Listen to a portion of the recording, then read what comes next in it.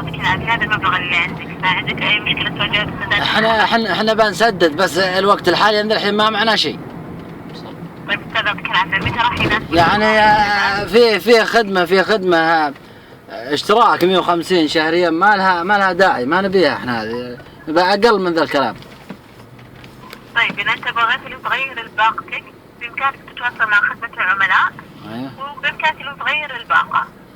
يعني ما عندك أي إشكالية. ما تقدرين توقفين انت. المبلغ اللي عليك وبعدها اللي هو تتواصل مع خدمة العملاء وتغير الباقة.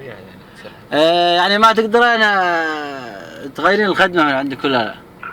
لا، ما عندي صلاحية إني أغير الخدمة من عندي، لازم تتواصل مع خدمة العملاء اللي هو بعد ما تسدد المبلغ وتقول لهم عن يعني أحسن اللي هو باقة أقل وإن شاء الله راح يساعدوا عليك. زين. لا يعني ضروري المبلغ نسدد الحين. طيب لأنه هو متأخر يعطيك العافية، يعني قعدت أكثر من شهرين. أيوه. طيب الآن راح تكمل شهر. إيه أنا قد دقيت. ايوه، بعد الشهر الثاني ما سددت راح ينسحب منك الخط وتصير عندك مديونيه ساحب. يعني لا اله الا الله، عندنا مديونيه وسحب. انا كان سددتكم في الايام هذه، بس عندي ددسن درباوي صلحته، ولا لو ندري ان فيه ان الخط بينسحب ولا كذا اني سددت. لكن ان شاء الله يا اخت ريم، ان شاء الله بوجود الله اني اسدد في اليومين هذه، ان شاء الله بوجود الله.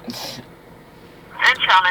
بس ابي الخدمه. ايام يعطيك العافيه اللي يناسبك السداد.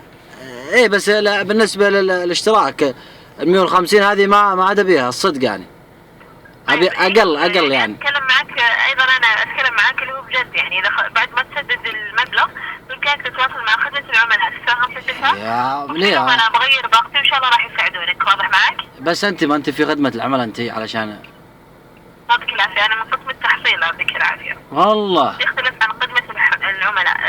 خدمه العملاء يعني الشهر هذا فيه 150 باقة تضيف ولا لا؟ لا يعطيك العافيه، انت خطك وصل، ما راح تنزل لك رسوم باقه.